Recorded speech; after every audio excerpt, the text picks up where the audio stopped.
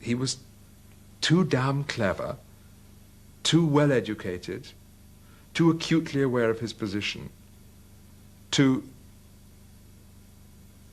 give the people what they should have. Io ho perso l'illusione gramsciana di rivolgermi al popolo. In realtà questo popolo era la massa e quindi i miei film avevano il destino di una consumazione di massa. The critic is what Pasolini is. And he used the films as a critical method, you know, as a function of criticism of society. Istintivamente mi sono ribellato, perché ho pensato che la cosa peggiore del mondo era questo mio produrre prodotti che poi venivano alienati da un tipo di consumazione che non era quella che io desideravo. The crucial phrase is lack of compromise. He will not compromise at all. He insists on going straight to the truth, however uncomfortable it is for anyone.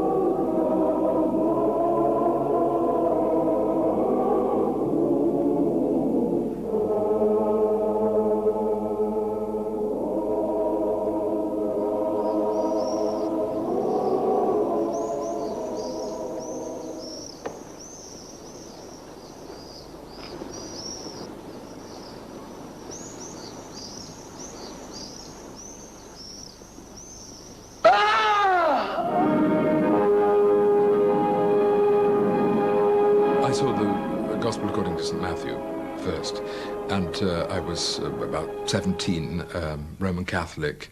I took my mother. I was staggered.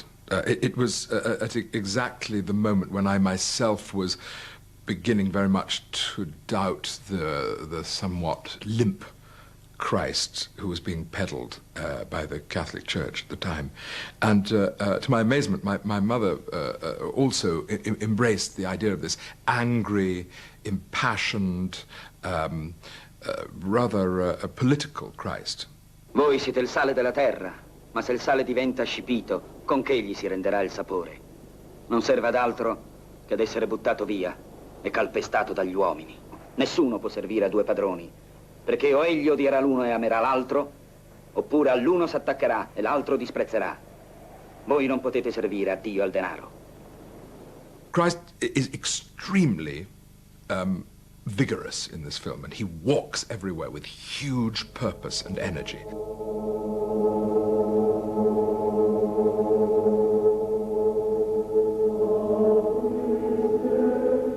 Ravvedetevi perché il regno dei cieli è vicino.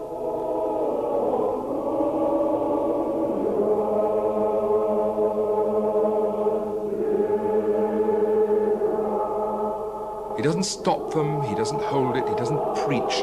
He just tells them tersely, urgently, like a warning, just as you might say the revolution is about to start. And they turn back and the camera wonderfully catches them thinking, what? And you really do get a sense of what the direct impact of that is, the revolutionary nature of his message in both senses, you know, new and also likely to foment an uprising. When one had been used to biblical epics in the C.B. DeMille manner, one was so impressed by the way in which there was no editorialization, or so it seemed. That's to say, there was no psychological or rational explanation of miracles. It's shot in what you might call a very naive fashion. Signore, se tu vuoi mi puoi mondare. Lo voglio, sì, mondato.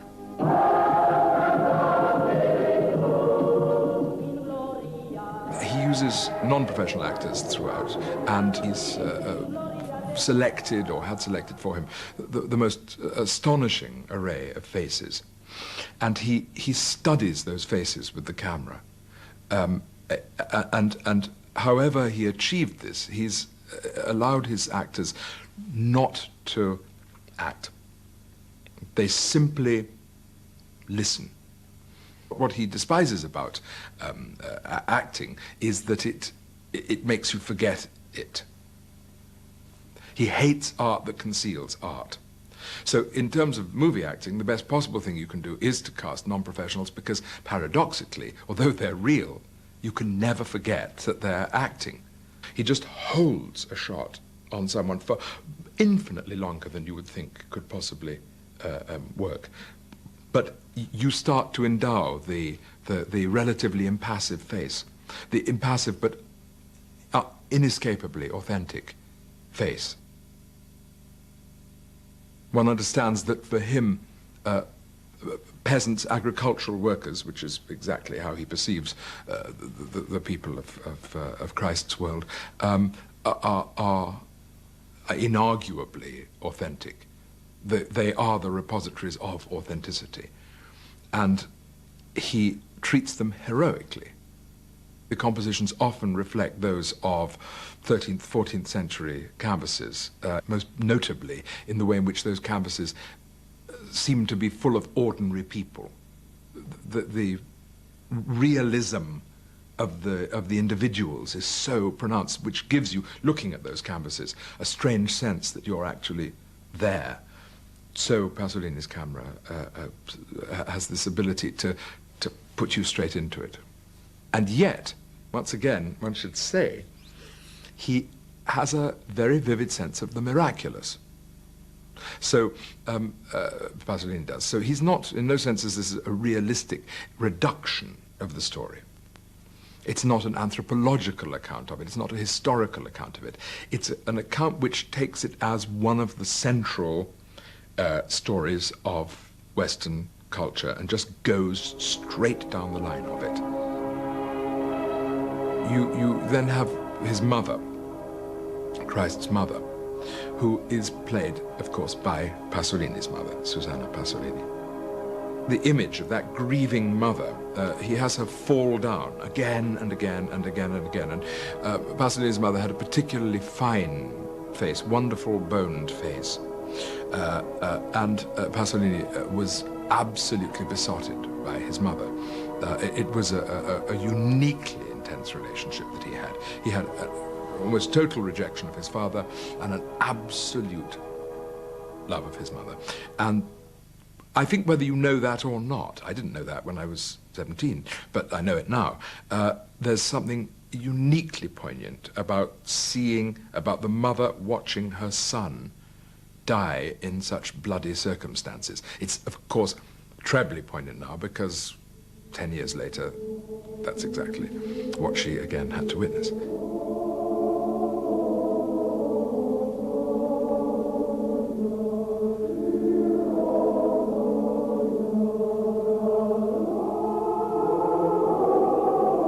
Clearly, Pasolini's conception of Christ is, how can I put this, some form of idealized autobiographical figure. He's someone who tells the truth. That's above all what he does. He tells it directly and without compromise. And he knows, does Christ, that for this he will be punished. Pasolini was a Marxist, but he had a complicated relationship to Marxism, and as a Marxist, he had a complicated relationship to everything. So there was no sense in which he was offering any form of vulgar Marxism, any form of direct, simple message. His political attitude, or indeed his prophetic self, was compounded of many elements. He was, as a homosexual, a homosexual of a very particular persuasion. He was very aware of his irregular status within his society. He as a boy, had moved from his northern Italian home to Friuli, and there he'd come in contact with the agricultural world, which he hadn't really known before. And that meant immediately the youth, the beautiful and real youth of the region, you know, and he fell in love immediately with the idea of young working class men. In that was already a tension, because he conceived them as having something that he didn't have. He increasingly began to feel that they had an authenticity, a reality, a right to be. So he felt himself to be middle class, intellectual, inauthentic, alienated. And therefore, he deserved to be punished. One of the absences from his output as a filmmaker, certainly, is any sense of ordinary, intimate, loving relationships. There is occasional tenderness, there's great intensity, but almost nowhere will you find romance.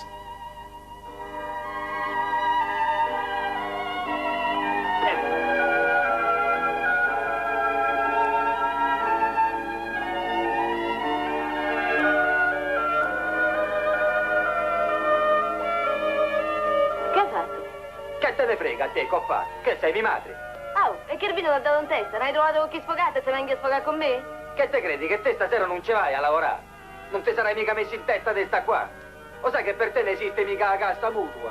Oh, bello di mamma tua! Non lo vedi in che stato mi trovo? Ma che te credi che è un giochetto? C'ho la gamba rotta, sa? Rotta, mi fa ride, rotta. Tu stasera darsi e vai a lavorare come tutte le altre sere, uguale. La vita tua non è fatta per fare la signora, la vita tua è quella. Che te credi che me te sei comprato per più soldi zozzi che mi dai al giorno? Perché tu a me mi hai rovinato. Sino io a quest'ora ero un bel lavoratore, ero un bel ladro. Non stavo qui. E se tu stasera non ci vai a lavorare io ti spezzo pure l'altra gamba, così la famo finita. The first great scandal, which was about Accatone, which is taken from an earlier novel that he wrote, and which is set in the outlying suburbs, the Borgate of Rome, which is a sort of dismal proletarian non-culture, which, however, Pasolini had spent a lot of time in, both for sexual purposes and just because it was authentic, you know, authentic but terrible. First of all, it was extremely annoying to do that as late as this is 62, and that was felt that belonged to an earlier era, both of cinema and of history. They were saying, come on, we've overcome this. Yes, it was like that after the war, you know, Rome, open city, all of that kind of world, yes, but now, you know, we're improving and life is getting better. And he basically says no, and rubs everyone's nose in that particular dirt. But then he takes as his central character, the eponymous character, who's called Vittorio, but his nickname is Accatone, who is a small-time thief, pimp, shiftless, rootless kind of creature. And he takes him and heroizes him. It's not so much that he idealizes him, it's not that, but he takes this utterly unadmirable life, shall we say, and he puts it absolutely at the center of his frame. A signor sbrigate la butta giù sta pasta, perché se no fa la fine di quelli del processo in Norimberga.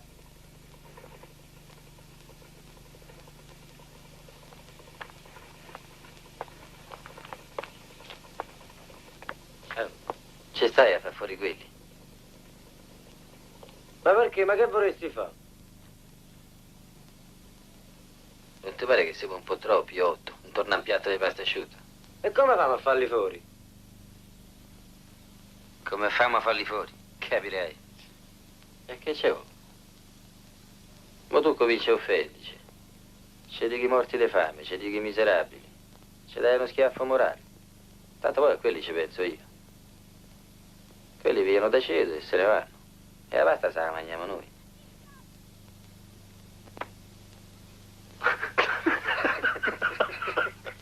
It's oddly disturbing, quite shocking. I mean, there are parts of the film, it's his first film, which are relatively clumsy, and he establishes this idea of his of the long held single shot, which in conjunction with music, presents a great kind of, a kind of pressure from inside all the time. And again, the thing that makes it so disturbing is that he seems to be exalting the man's wretchedness.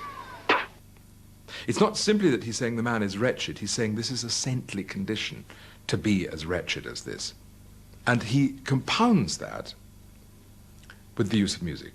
So if you see Accatone, having first seen the Gospel according to St. Matthew, I think you will find it almost blasphemous that Accatone is accompanied, I mean the character is accompanied almost throughout the film by exactly the same piece of the St. Matthew Passion that constantly accompanies Christ. Music in Pasolini's films is always used to a most striking and unexpected effect. Povero Accatone, ecco non avevo finito. Ah, sta attento che passa chi a pagare.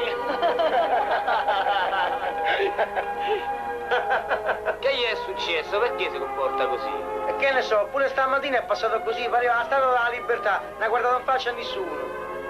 La vittima! A caso pietoso! Ma oramai mi avete stufato, azzozzi i barboni! Come sei prosaico?